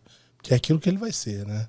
Ele é quase que uma cópia, uma representação da estrutura, uma réplica da estrutura. E eu mesmo, quando eu penso no meu time, eu penso num modelo que seja bem fractal, assim. Assim, algo que... Do tipo... Se eu tenho um grupo de pessoas que hoje está focado num problema, ele pode estar focado em outro. Isso precisa ser tão flexível, né? E é claro que existe um limite para essa elasticidade, né? Mas eu penso que o time precisa ter essa capacidade de... Cara, se eu e o Rafa temos estruturas diferentes, em determinado momento a gente tem um problema em comum, a gente tem que ser capaz de se juntar e de reunir elementos de um time e de outro e focar em resolver esse problema juntos. É a nossa responsabilidade. E a estrutura toda precisa trabalhar desse jeito. Então, é natural, e eu vejo isso com muito bons olhos, que a cada ciclo a estrutura tem uma forma diferente. Porque isso mostra que ela está realmente trabalhando para resolver problemas. Acho que é incrível como não tem uma resposta, né? Para esse negócio de como é que eu monto a minha topologia de time, né? Acho que cada lugar faz de um jeito, cada momento é de um jeito. Não sei se eu vou bater na mesma tecla, mas eu volto na linha do propósito e do accountability, assim, né? Acho que se essas pessoas estiverem conectadas, de fato, com o que elas precisam entregar, né? Do ponto de vista de negócio, e não em defender o dela, né? Isso aqui é a minha área e eu tomo conta dela. E sim eu vou gerar esse resultado, eu acho que começa a se criar a conexão para atingir. E acho que desapegar, né? Eu particularmente, assim, eu vejo... A gente acaba tendo contato com muita gestão, assim, né? Dentro dos nossos clientes, e você vê de tudo, assim, né? Fazendo até uma reflexão rápida aqui, a maioria dos gestores que eu vejo se adaptando mais rápido são os menos apegados, assim. Hoje ele está cuidando de uma mega área, amanhã ele está... Não, eu vou cuidar desse pedacinho desse produto, que é o que eu tenho que cuidar agora. E é uma pessoa totalmente desapegada a essa questão do poder, do cargo, né? Eu tô apegado ao problema que eu tenho que resolver agora, assim. Eu vou resolver ele. Eu acredito mais por esse caminho, mas volta no lance de cultura, volta num lance de... Né, que a média gestão das Big Corps muitas vezes foi criada se moldando em... Para eu subir, alguém tem que ser promovido para outro país, né? Assim... E faz sentido para você que de fato seja tanto um bloco quanto um alavancador, né? Que é aquele cara que consegue te bloquear, na maior parte das vezes consegue te impulsionar, né? Total. Então eu diria que o homem é a ser conquistado. O alvo. Eu tive uma experiência também curiosa, né? Logo no meu começo da minha carreira, que foi um Big Bang de um software novo que a gente ia implantar, né? E justamente quando era uma empresa terceira, o software, né, que a gente tinha adquirido na época, e era bem engraçado mesmo, porque completamente a empresa inteira ia mudar de tudo. De 30 softwares íamos para um só. Então ia mudar várias áreas, ia ter que criar novas áreas, várias estruturas, ia mudar tudo e realmente era muito difícil. Então a gente tinha que muito trabalhar as médias gestões justamente por causa disso, porque ia impactar as áreas dela, tanto processual quanto de pessoas. Algumas áreas iam morrer, outras áreas iam surgir. Então tinha muito essa questão de a gente trabalhar a média gestão. E eu concordo com você nesse ponto, de que quando você tem trazer o estratégico para o operacional e para o trático, para destrinchar mesmo e começar a rolar o dia a dia, a média gestão e as pessoas que influenciam tem que ter as pessoas certas para te ajudar a acontecer, né? E aí eu não sei assim, o quanto que eu fui claro, né? Mas você falou uma coisa da média gestão. Às vezes a gente está conectado numa determinada área, que é aquela área que está disposta a mudar, que é aquela área que está disposta a fazer acontecer. Mas aquele recorte do seu produto ou o desafio que você está conectado naquele momento vai depender de outras 10 áreas, que muitas vezes tem um gerente que está lá com 20 pessoas embaixo falando assim, minha vida está tranquila. É isso. E é aquela pessoa que às vezes é de uma área de apoio, né? De um cadastro de preço, de uma área que não tá afim, né? Às vezes não tem a menor conexão com o cliente final. Não tá nem aí, cara. Aquela pessoa ele vai tirar ticket e vai resolver ticket, né? Então eu acho que um trabalho que a gente precisa fazer nesses movimentos, e por isso que eu falo, né? De um recorte começar um movimento de desdobrar, de contaminar as áreas, é que muitas vezes no produto que você tá rodando nesse momento... no desafio que você está conectado naquele momento, naquele produto digital, você tem a dependência, né? E vamos dar um exemplo de um cadastro de preço, né? Eu tenho um produto que está vendendo, mas eu tenho uma área que cadastra o preço. Aquela área roda aquele processinho a vida inteira, cadastrando o negócio numa planilhazinha do mesmo jeito, papapá, pipipi. Muitas vezes você consegue trazer para o seu produto uma arquitetura intencional, com observabilidade, com monitoramento, que vai pegar o erro daquela área muito mais rápido. E aí você está pensando no seu usuário final, porque né, ele tem que ver o preço certo e tudo mais. E internamente, com um bom gestor que tiver aqui, uma boa média gestão que está bem intencionada, você consegue começar a levar para essas áreas melhorias, modelos de fazer diferente. E muitas vezes, por um produto digital que você está conectado, você consegue contaminar outras áreas ali dentro, né? Eu acredito muito nisso, né? Você expandir o seu campo de atuação dentro dessas outras áreas. Assim, para mim, esse é o modelo. Expandir pelo exemplo, no fim das contas, né? Exato, assim, a gente tem casos lá, por exemplo, nesse momento, exatamente sobre preço, assim, né? Eu dependo de um legado que o cadastro de preço é difícil, cara, assim. Dando um exemplo bem simples, mas o cadastro de preço é complexo. E eu não consigo pegar o problema no cadastro de preço. Eu consigo pegar ele, às vezes, na ponta, assim, depois que ele acontece. Mas aos poucos, trazendo monitoramento, trazendo uma quantificando aquele problema, né? Muitas vezes você entra lá naquele planejamento estratégico e você ouve eu tenho um problema de cadastro de preço. Mas quanto? Cadê? Ninguém sabe. Ninguém sabe, cara. É uma lenda urbana que foi criada lá que você tem um problema de cadastro de preço. E aí, obviamente, que por isso que acho que no desdobramento estratégico você precisa calibrar muito bem, né? Pô, eu sei que eu preciso ter alguma observabilidade em cima do preço, porque vai dar problema. E eu preciso saber como esse negócio chegou aqui para mim, né? Então, o seu produto ele tá na ponta, você não vai conseguir naquele momento abraçar e resolver o problema da área de cadastro de preço, mas eu vou começar a montar mecanismos que vão disparar esse tipo de ação. E aí pode ser que você vai encontrar barreira naquele gerente, naquela média gestão do outro lado, que você vai ter que superar ela dando uma boa escaladinha, fazendo um outro movimento um pouco mais em cima de números. Hoje você perdeu tanto de receita porque dos 100 clientes que entrou aqui no seu site, 30 encontraram problema de preço. Sacou? A conversa muda, bicho. Você cria uma sensibilidade. Porra, Tudo bem, eu vejo nessa linha, da mesma forma como a gente discute a transformação focada no software, que a gente tem que estar constantemente ali retroalimentando a estratégia dele, e não é uma discussão sobre Big Bang, é sobre olhar os principais pontos da aplicação versus as necessidades dos clientes e ir ajustando, e tem a visão de futuro. Também temos essa visão para times, para as pessoas. Ter um time coeso, de acordo com aquela estratégia daquele produto, e você fazer os rebalanços necessários, cara, essa é o grande desafio da média gestão, da alta gestão, que é, cara, como que eu consigo olhar para aquele produto, qual é a receita dele, qual que é a despesa dele? Faz sentido eu ter uma despesa de pessoas específica para aquele produto? Como que eu consigo colocar energia que faz sentido para o custo versus a receita? E se eu quero crescer aquele produto, beleza, a hora eu faço um movimento de rebalancear, trazer mais pessoas para cair em vista. A hora você tem que saber que você tem que abrir mão e fazer um movimento lateral. Né? Então, as gestões elas precisam olhar para isso também. Não é só sobre estrutura de poder. Tenho meus 20 analistas aqui, estou aqui, cara, mexe comigo, porque minha área funciona assim há 30 anos. Cara, não sobrevive mais.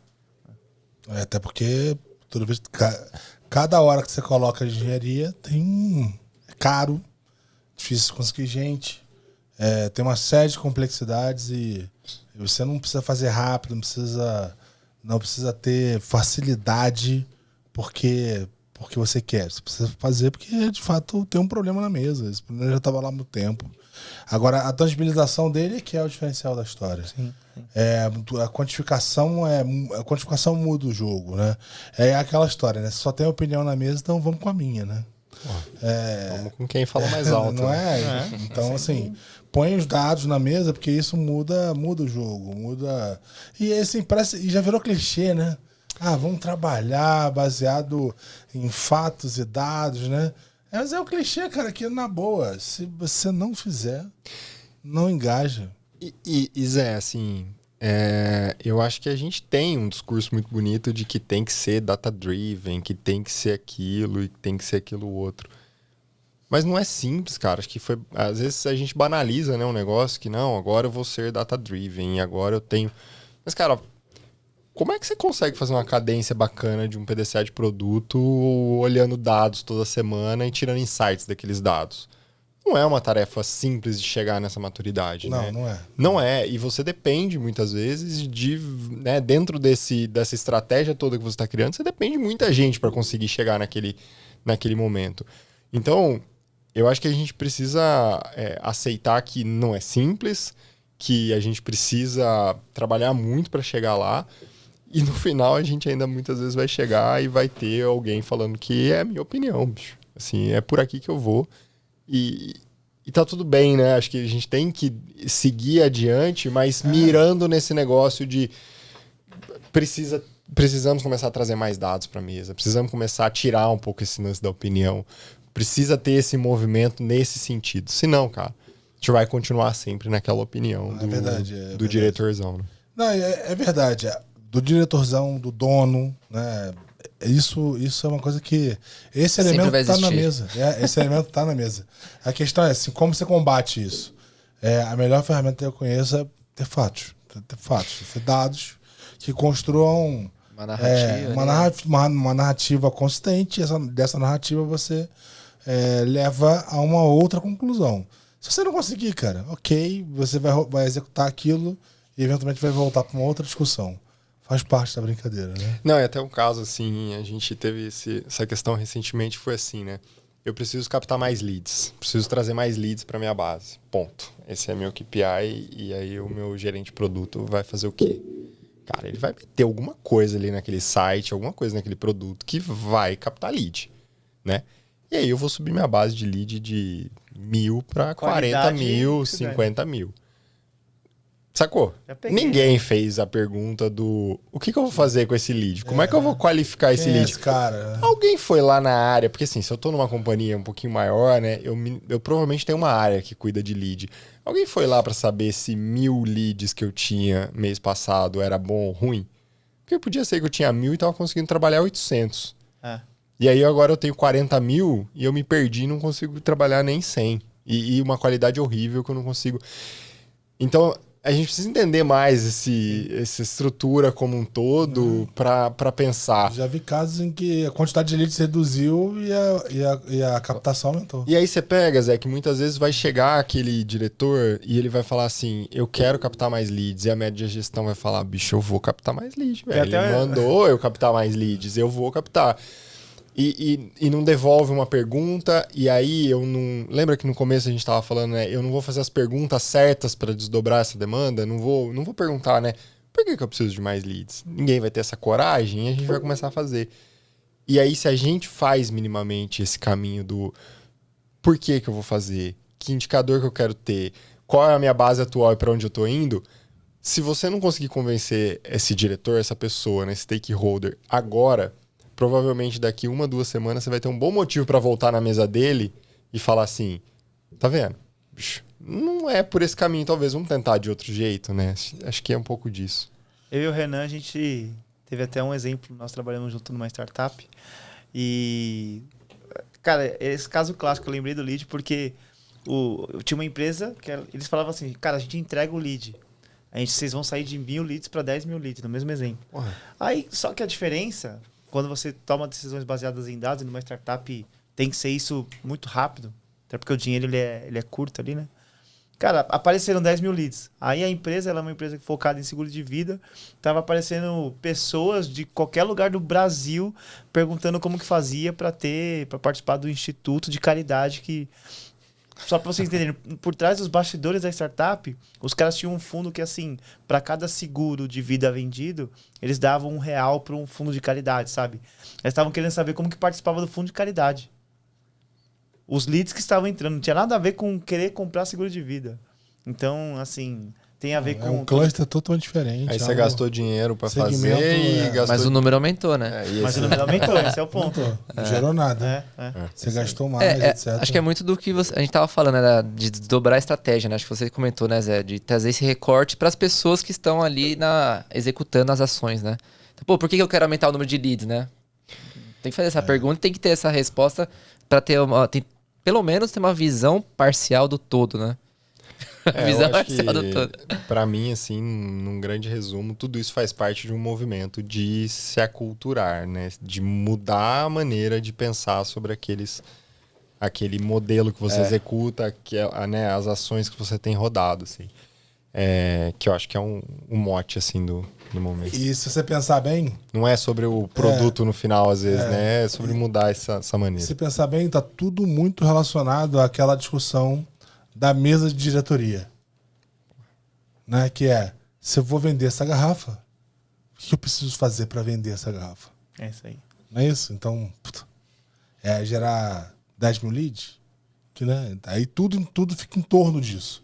Acho que o desdobramento desse negócio é o mote da história. É que eu acho que, de certa maneira, eu vejo muito esse desdobramento da ação, né? A ação não é... Eu não desdobro a estratégia de vender mais garrafas, eu desdobro o gerar mais leads, né? E aí lá embaixo ninguém tá perguntando por que eu tenho que gerar mais leads. Porque essa pergunta é difícil, cara. Ainda mais numa cultura de que, puta, se eu bater minha meta do que meu diretor tá pedindo, eu ganho um bônus ali no final do ano. Cara, eu vou gerar mais lead. É lead que você quer, bicho. É lead que você vai ter. E vai.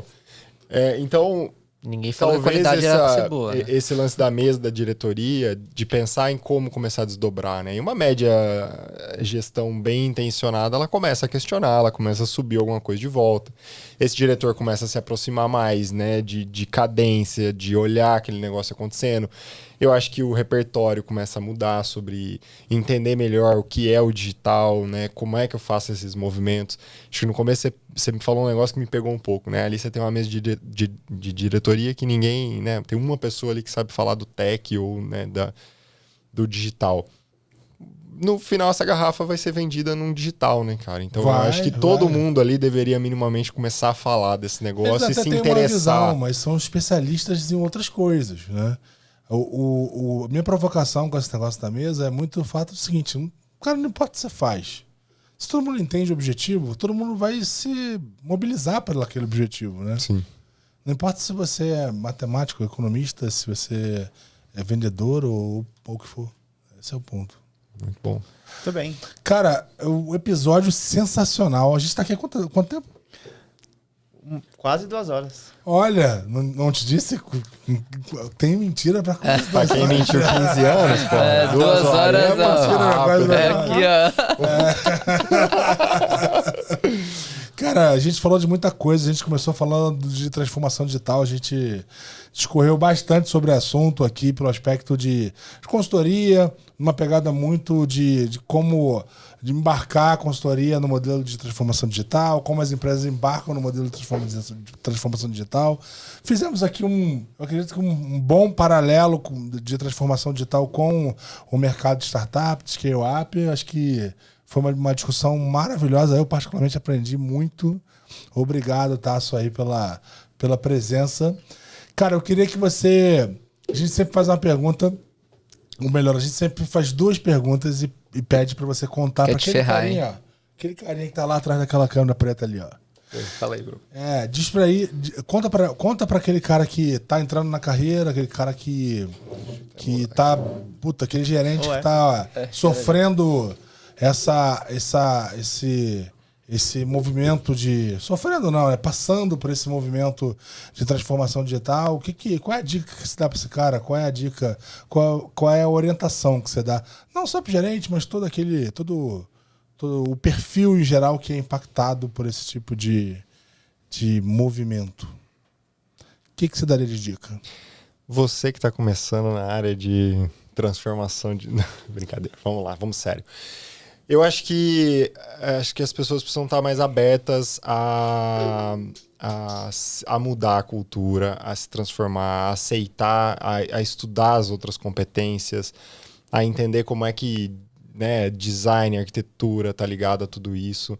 Eu acho que a gente precisa começar a pensar mais nos objetivos de negócio, a questionar, né, a tentar mudar aquele status ali dentro da sua squad, dentro do seu time, dentro da sua área, assim. Então, acho que de certa maneira estar aberto a se aculturar de uma outra maneira, né? A aceitar que existem outros caminhos, a co-criar com o seu time, né? A estar aberto nesse sentido. Legal. Faz sentido? E faz muito sentido. Agora, vem o inverso dessa história. Queria que você contasse qual foi o seu erro mais miserável cometido nos últimos 15 anos. Tem tempo pra pensar ou não? Agora vai passar comercial. Agora com vocês aqui. No próximo bloco. Quer pensar? Porra, dá um tempo aí, tem uma cerveja. Vou passar aqui. Rafa, me fala um pouco sobre as suas expectativas desse episódio. O que você achou?